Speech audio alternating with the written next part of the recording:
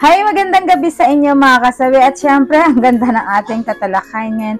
At request ito sa pinakamasugid na followers mga kasawi na namomblema sa kanyang asawa kung ano ba daw ang kanyang dapat gawin. Kaya ito ay kanyang na-request ngayong gabi at pagbibigyan natin mga kasawi. Idol, pwede ba malaman kung kailan pwede wag gamitin ang misis ko? Kasi ang dami na po naming anak, di ko na po alam kung paano gagawin kailan siya pwede at hindi pwede. Pasagot naman po, idol, please naman. Ayan, mga kasawi, grabe naman yung sa dami na daw nilang anak. At syempre, mga kasawi, may mga tao kasi talaga naman na hindi naman alam talaga to.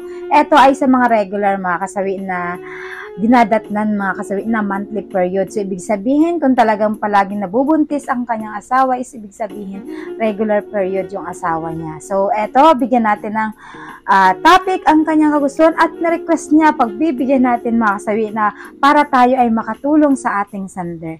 So, syempre, mga kasawi, sabi ko nga sa inyo, pwede kayo mag-comment, baka isa rin kayo sa pinakamagaling mag-comment, mga kasawi, baka isa kayo sa mababasa ng ating sender sa pinakamagaling na comment. So, syempre mga kasawi, for example, sender, eto, for example, nagkaroon ng menstruation ang asawa mo from January 1. Yan mga kasawi, tandaan nyo to ha.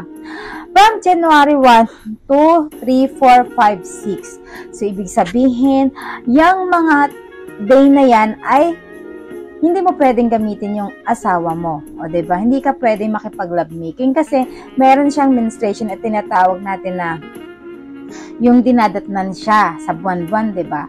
So, ibig sabihin, pero eto naman talaga ay safe na pwede mo siyang gamitin kahit na merong menstruation ang asawa nyo from January 1, 2, 3, 4, 5, 6. Kasi nga, meron naman siyang safe dahil nagkaroon nga siya ng menstruation during that time na yung numbers na yan ha mga kasawi. Tapos kapag, for example mga kasawi, 7, 8, 9, 10, yan. Pwede mo rin naman gamitin na yung asawa mo pagdating dyan, pero sabi ko nga sa inyo, ibig sabihin, low chances lang na pwede pa rin mabuntis ang asawa ninyo. Kasi dahil katatapos lang ng menstruation nyo, diba? 1, 2 hanggang 6. So, palugid natin yan. So, 7, 8, 9, 10, ibig sabihin, may tinatawag tayo na likely to conceive. Ibig sabihin nun ay may posibilidad na mababa ang chance na mabuntis siya, mga kasawi. Pero pagsapit ng 11 to 18, mga kasawi, naku po, yan sender, pakinggan mo to. Wag na wag mong gagamitin ang asawa mo or wag kang makikipag-lovemaking kasi eto yung talagang pertel na pertel ang asawa mo, mga kasawi. Ibig sabihin, mas malakas ang posibilidad na talagang maaaring mabuntis ang asawa mo sa date na yan. Tatanda mo yan ha. January to 11 to 18, ibig sabihin malaki ang chance kapag ginamit mo ito, ay malaki ang pagkakataon na talagang mabubuntis mo yung asawa mo. Pakinggan mo yan. So, ibig sabihin, for example, mga kasawi, syempre titingin ka na kasi fertile na yung asawa mo.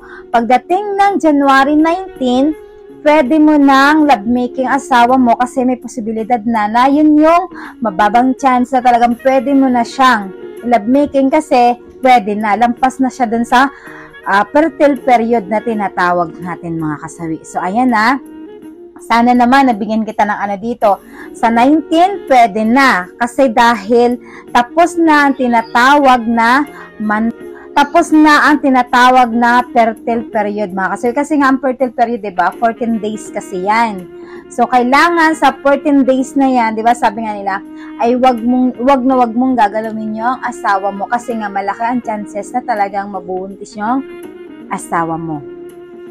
So, malaki yung chance na mabubuntis yung asawa mo kasi nga 14 days ang fertile ng mga babae talaga. Kasi kapag once, for example, mga kasawi, nakapagtalik ka sa iyong asawa, sa 11, 12, 13, 14, 15, 17, 18. So, siyempre, fertile na fertile yung asawa mo. Kasi nga, ang sperm cell ng lalaki ay tumatagal sa atin ng 2 to 3 days. So, kapag once na nakipagtalik ka, so, ibig sabihin, siyempre, yun doon, tapos 2 to 3 days, diba, bago mo namamatay yung sperm cell ng lalaki sa atin. So, ibig sabihin, kapag tumugma yung dalawa na yon, automatic mga kasawi at magkasalubong sila, ay nako po, buntis talaga ang asawa mo. Nako, mapapadami talaga yung anak mo kapag kaganyan. Kaya lagi mong tatandaan yan. Kaya wag na wag mong gagawin yun para at least makatulong din yan sa'yo at sa asawa mo na hindi na madagdagan pa ang anak mo. At syempre, mas maganda pa rin, Sandar, na mag-check up ka sa OB-GYN or mag-aral ka ng family planning, mag-attend kayong dalawa na mag-asawa kasi tinuturo yan sa family planning kung paano talaga yung tamang proseso, kung kailan siya pwede at hindi pwede, at tinuturuan kayo kung paano yung bagay na gagawin ninyo para lang hindi mabubuntis palagi si misis, para hindi naman makarami ng anak. Ayan ha, tatandaan niyo yan. Kaya kailangan mas maganda mag-family planning kayo. Kasi meron naman yan na mga apps na pwedeng sundan ninyo, mga kasawi, or mag-attend kayo. Kasi alam ko sa barangay meron yung pwedeng pag-attinan ng mga ganyan, yung mga family planning. So, mas maganda yun para at least mas maliliwanagan nyo. Siyempre sa video naman na ito, napakakaunti ng ano natin oras para lang ma-pick up mo na kaagad yung sinasabi ko. So, yan lang mga kasawi. Maraming salamat sa patuloy na pagsuporta nyo sa ating mga komentar. Pwede kayo mag-comment. Sa mga hindi pa po nakapag-subscribe, pwede kayo mag-subscribe. Pwede na kayo mag-follow para updated kayo sa aking topic araw-araw. Maraming salamat mga kasawi at magandang gabi. Bye!